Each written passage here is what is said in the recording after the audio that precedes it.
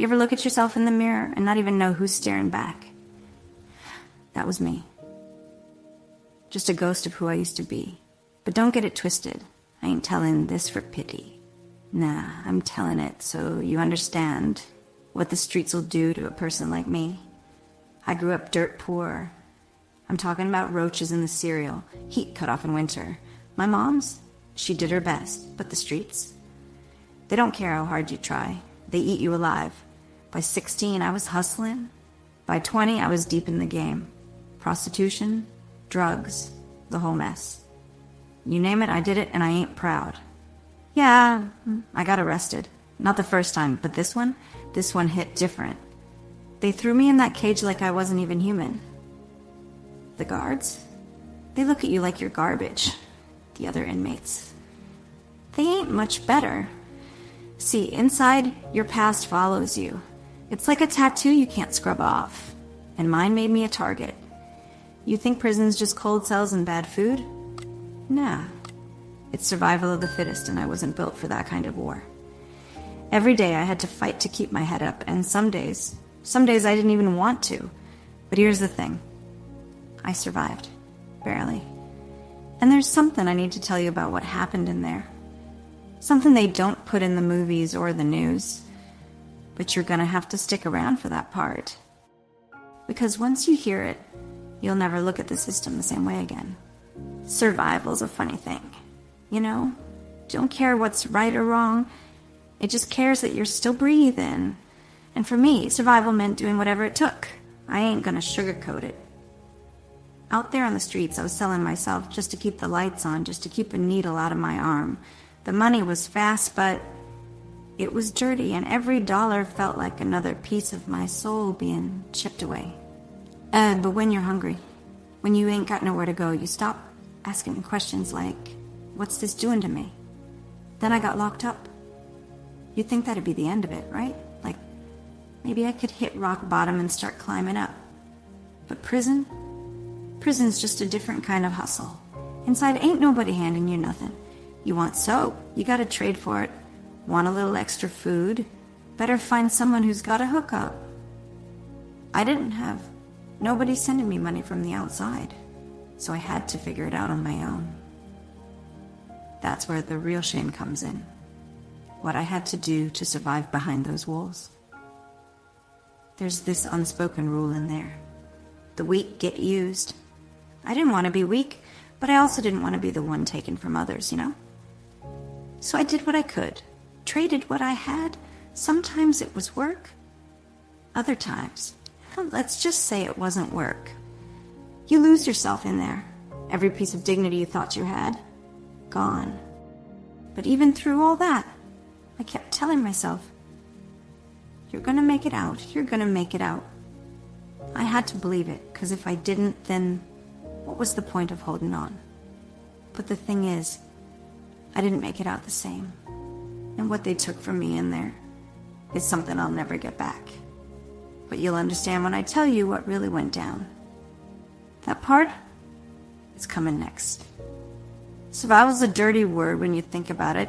Out there on the streets, it meant hustling, selling what I had, and losing pieces of myself along the way. But inside prison, survival's something darker. You don't realize how far you'll go until you got nothing. No money, no family sending you commissary. No one on the outside even picking up the phone. And when you're alone like that, the wolves can smell it. You're either prey, or you find a way to make yourself useful. I tried to keep my head down. I traded what I could. Cleaning jobs, braiding hair, whatever. But some women, they ain't satisfied with trades. They want power, control, and they don't care how they get it. One day I crossed the wrong one. Don't even know why. Maybe I didn't hand over my food quick enough. Maybe she just didn't like the way I looked. Next thing I know, I'm jumped in the shower block. 4 of them holding me down, laughing like it's all a joke. And then one of them, she had a blade, a homemade shank, sharp as hell. They didn't just hurt me. They took something from me that I'll never get back. My body. It's not the same anymore.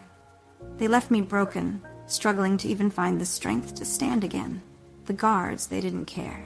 Just another fight to them. Another inmate to patch up and move along. But this wasn't something you could fix with a bandage. This was something no one wanted to talk about, as if ignoring it would make it disappear. I carry that pain with me every day. It's a scar I can't hide. A reminder of what I went through and what the system allows behind those walls. And when I tell you how I got through it, how I'm still standing, maybe then you'll understand why I'll never stop sharing my story. I didn't cry that day. Not when it happened. Not when they walked me back to my cell.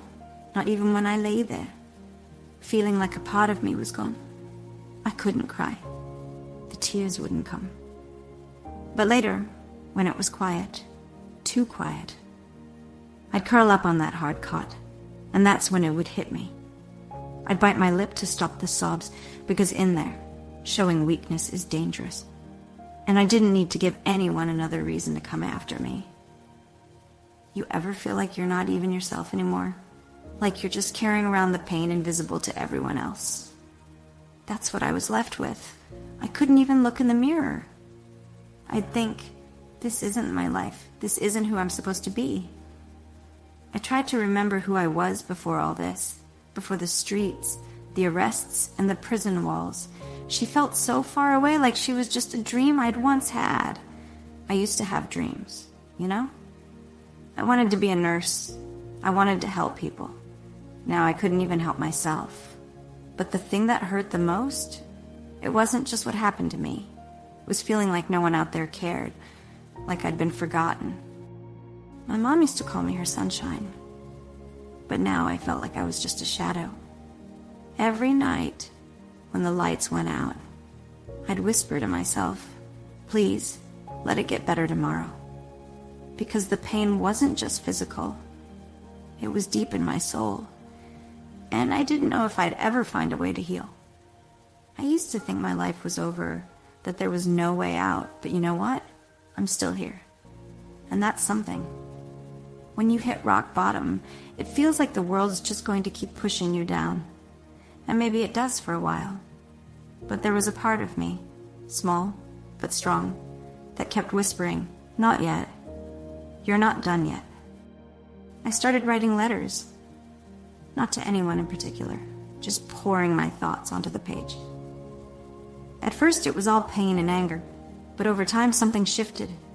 The words started to help me figure out who I was beneath all that hurt. I found out that I still had a heart. It hurt, but it was still beating. I began talking to the other women in there, the ones who were just as broken as me.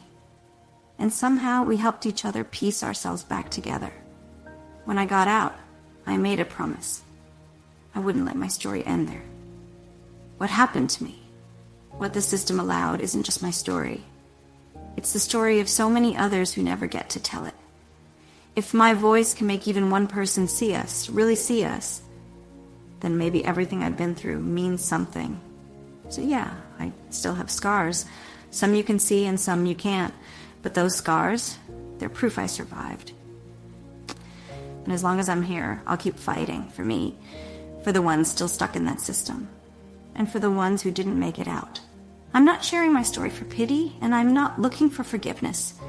I'm sharing it because someone out there needs to hear it. They need to know that even when life breaks you, even when it leaves scars inside and out, you can still stand back up. I'm not the same person I was, and I never will be. But these scars, they're proof that I survived. And as long as I'm here, I'll keep fighting. For those who are still voiceless, for those who are overlooked, and for anyone who feels like they don't matter. Because everyone deserves to be seen.